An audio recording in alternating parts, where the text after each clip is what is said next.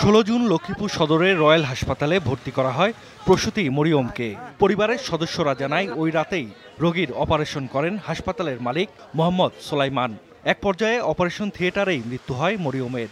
এ ঘটনায় বিক্ষোভ করে স্বজনরা। ঘটনার পর পালিয়ে যান সোলাইমান সহ হাসপাতালের কর্মচারীরা। তবে কিছুদিন না যেতেই আবারও খুলেছে হাসপাতাল। মরিয়ম ছাড়াও গেল কমাসে অনুমোদনহীন রয়্যাল হাসপাতালে প্রাণ গেছে আরও 2 প্রসূতির। প্রতিবারই রোগীর মৃত্যুর পর লেনদেনের মাধ্যমে ধামাচাপা দেয়া হয় ঘটনা। সোলাইমান একজন গাইনি না, তারপরও গাইনি সার্জারি ওই অপারেশনটা করছিল। তাদেরকে নাকি ম্যানেজ করার চেষ্টা করছে 2.5 লক্ষ টাকার বিনিময়ে। ডাক্তার পরিচয় দিলেও কোনো সনদ দেখাতে পারেননি হাসপাতালের মালিক কথিত চিকিৎসক সোলাইমান।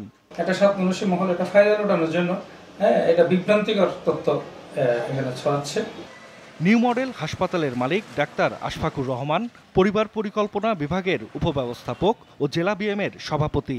অনুমোদনহীন এই হাসপাতালে অবহেলায় প্রসূতি ও নবজাতকের মৃত্যুর অভিযোগ আছে।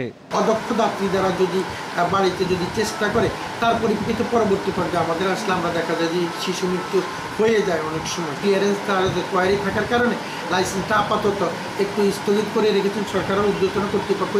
রয়্যাল নিউ মডেল ছাড়াও এসএমকে হাসপাতাল, উপশম হাসপাতাল সহ জেলার বিভিন্ন বেসরকারি হাসপাতালে 1 বছরে অন্তত 20 প্রসূতি ও নবজাতকের মৃত্যুর অভিযোগ আছে। অনুমোদনহীন এসব হাসপাতালে নেই বিশেষজ্ঞ চিকিৎসক কিংবা আধুনিক সরঞ্জাম।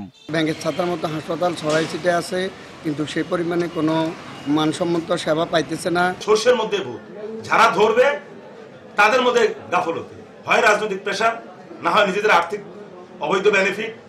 দায়িত্বে অবহেলা ও ভুল চিকিৎসকের পাল্লায় বেশ কয়েকজনের মৃত্যুর অভিযোগের তদন্ত চলছে বলে জানিয়েছেন সিভিল সার্জন। আমাদের সীমিত জনবল নিয়ে আমরা হাসপাতালগুলোর বেসরকারি চিকিৎসা সেবা প্রতিষ্ঠানগুলোর সেবার মান উন্নয়নের জন্য আমরা কাজ করে যাচ্ছি। আমরা চেষ্টা করব এই জিনিসগুলো যেন না ঘটে। সিভিল সার্জন অফিসের হিসাবে লক্ষ্মীপুরে বেসরকারি হাসপাতাল 40টি, এর মধ্যে অনুমোদন আছে 25টির। জাহিদ হাসান, যমুনা নিউজ।